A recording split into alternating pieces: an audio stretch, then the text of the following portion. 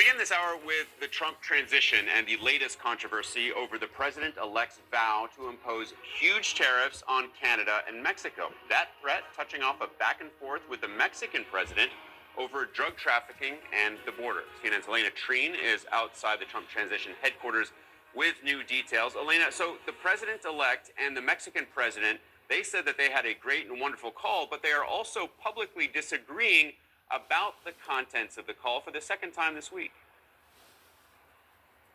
That's right. They have two very different impressions, Alex, of exactly what was said on that call. Donald Trump, for his part, argued that Claudia Sheinbaum, the president of Mexico, agreed to closing down the southern border. She later said that wasn't true. I'm going to read for you some of what we have here. So Trump had said that he had just had a wonderful conversation with the new president of Mexico, Claudia Sheinbaum Pardo. She has agreed to stop migration through Mexico and into the United States, effectively closing our southern border.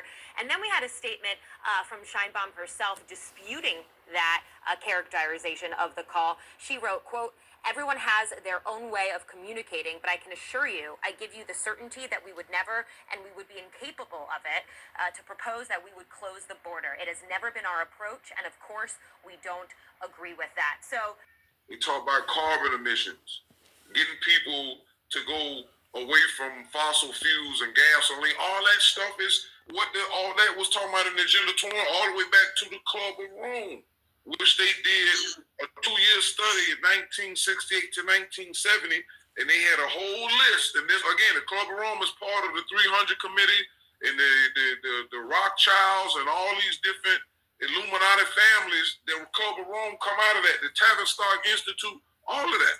It's all in there.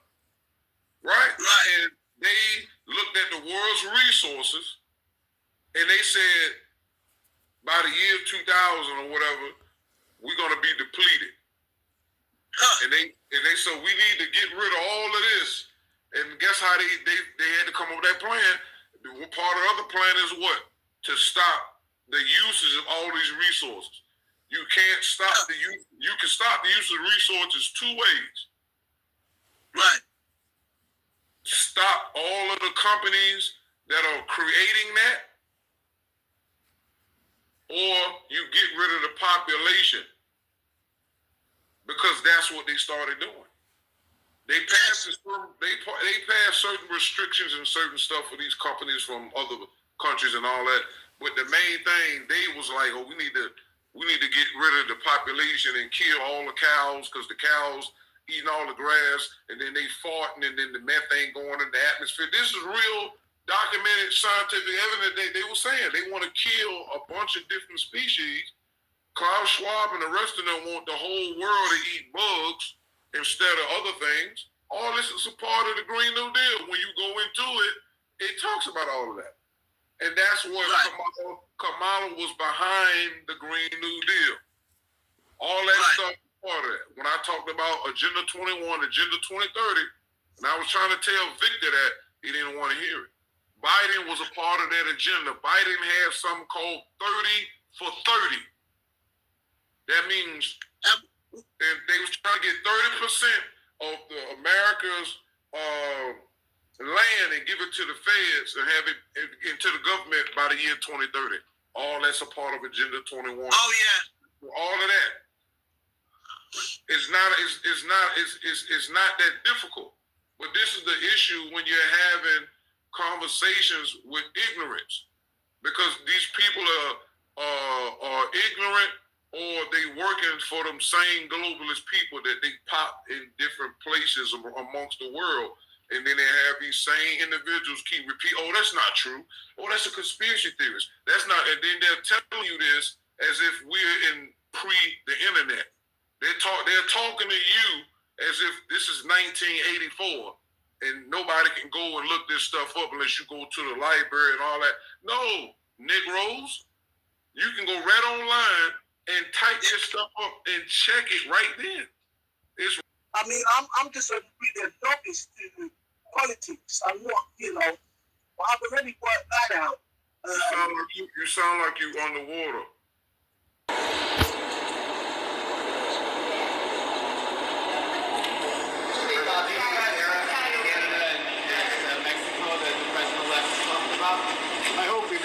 I think it's a counterproductive thing to do. You know, look, one of the things you've heard me say before that we have an unusual situation in America. We're surrounded by the Pacific Ocean, the Atlantic Ocean, and two allies, Mexico and Canada. And the last thing we need to do is begin to screw up those relationships.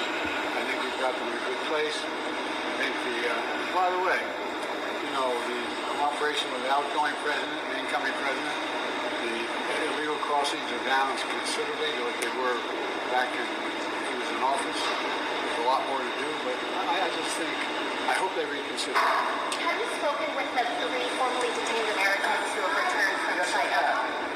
I spoke with all three of them. You know, one was there only 3 years, but he was for a life sentence.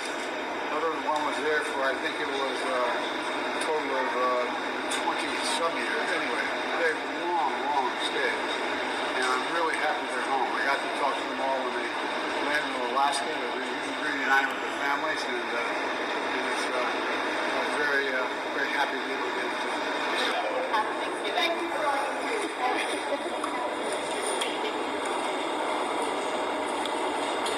Really try to go rob a bank because his mind can't think that. He can't fathom trying to rob a bank. Because if you try, you're gonna lose because this is not 1970. There's so many things that's technological will get you. It's just too much stuff but that's what I'm saying. They're not adding it in. They're just throwing it out there and then constantly pumping the same type of thing. It's George Floyd this year. Last year was this person. The year before, and the media is doing that. Yes. And there's nobody there to stop them from doing it. Like I said, now when they was mad at Trump, trying to bring awareness to people to understand how we're always being used in these situations. Like yourself, you used to talk about how black people are being used all the time, especially in politics. In the political system, and George Floyd, as you mentioned, was evidence of that. And again, people are being caught up in a whirlwind of emotions, and they're getting played. Basically, they're getting scammed. That's what they're doing. Saying like Noon teaches, you know, these other races use. Their doctrine is scapegoatism. So when you put it in that context, scapegoatism, when you blame the innocent for the guilty. So when you look at all of the things that we've seen, like Hunter Biden and Biden and Obama and all of them, they was guilty of doing all kind of crimes, even Hillary. But they flip-flopped serious crimes as well. So that's scapegoatism in its purest form in action. When you take away everything else, okay, but what are they doing? If you take the politics out and all of that and just look at this group doing evil and they blaming this group and then they have the power to make the guilty look innocent. I mean, make the innocent look guilty and the guilty look innocent. That's what Noon called the scapegoat doctrine. And they all do this thing in different ways, but it's the same premise. It's the same function. Well, it's like the religion. It's like politics basically is just another form of religion, basically, because the religion does the same thing. They have the devil and they blame the devil for everything. And that's scapegoatism, isn't it? Right, but that's for religious people. But those people who actually run the world, they know that they practice scapegoatism. They know that their plans is, we want this group of people's land. What can we do? Some people may try to buy it, and they say, no, okay, let's poison the land, or let's cause an accident. All this is part of scapegoatism, and it's many, many layers. And so each of us thinks of ourselves as kind of a little god. It's very uncomfortable for us to think that our desires might not be entirely our own. There's a certain humility needed to understand that I'm the product of other people's desires, starting with my parents. Humans tend to group people on the inside and on the outside. in order to maintain group identity and social cohesion. It's a never-ending process.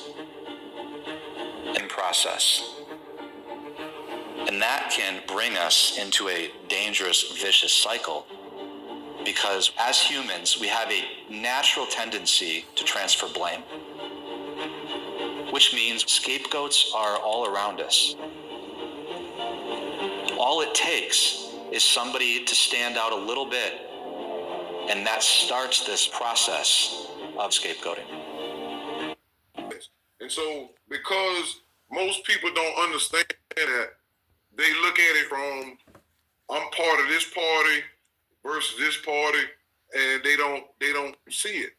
And that's the issue. The world is way worse than what the media tells you. Oh, yes. And because of that is why people are so balloon-headed and airheaded, and they don't understand. So when I go to people's channel and I tell them these things, to them it's impossible that it could be this evil. Yes, it is. It is very. Well, you see, because awesome. you know, for myself, I feel like they're in a desperate situation. They're being used, but they're behaving in desperation. They're willing to grasp straws, and some of them know that what they're defending is not right. For example, I could never support abortion bills, especially as a woman. If I was a woman, I'm not, but I'm saying I couldn't see myself ever supporting something like that. You said the borders were out of control. The media is out of control. The situation with George Floyd. The perception that black people commit the most crimes. It is back to your agenda. What was it? 20? Yeah, Agenda 21. Yes, you can't control the world unless you able to. But they claim that Trump is doing the same thing. This is what I'm trying to say. But Everything that they're saying about Trump, they are doing. Right, and that's because they are under a spell. And Absolutely. one of the main thing, like right now, they got entertainers now fleeing the country, talking about they're gonna be somebody. And Jadetv, she's on her way over here. Shocking and sad news for the 74 million Americans who voted for Donald Trump. Former talk show host Ellen DeGeneres and wife Portia de Rossi have fled the US and moved to the UK in the wake of the result, telling friends that the election of Donald Trump was their primary motivation, that they've settled into Cotswolds, a rural town in south central England, and have no plans to ever move back. I mean, whatever will America do without Ellen DeGeneres, the same woman accused of bullying staff on the set of her former show and creating a toxic environment, and the same woman who laughed about killing Trump. If you had to be stuck in an elevator with either President Trump, Mike Pence, or Jeff Sessions, who would it be? Does one of us have to come out alive?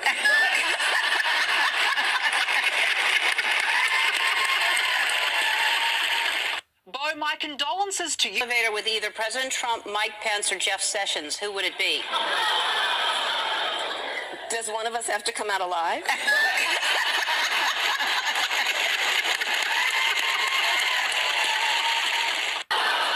Does one of us have to come out alive? Bo, my condolences. Jadetv, I've got my all black on. I've got my vigil candle lit for Ellen DeGenerate, is what I call her. 36 staffers. So if there's any good reason for Ellen DeGenerate to be leaving the country, I don't think it's really the re-election of Donald Trump. It's probably the fact that she should be running from these staffers and the whole reason that her show lost its place and is no longer on the air, because this whole feel good, be kind, be nice vibe that Ellen had, I think that's gone out the window. So you know what? All I can say is good on her for making good on her promise to leave. She and Portia can go. But aside from that, at least she made good on it. Now if we can just get all the other pompous celebrities who said they were going to leave and say, you guys follow suit, please.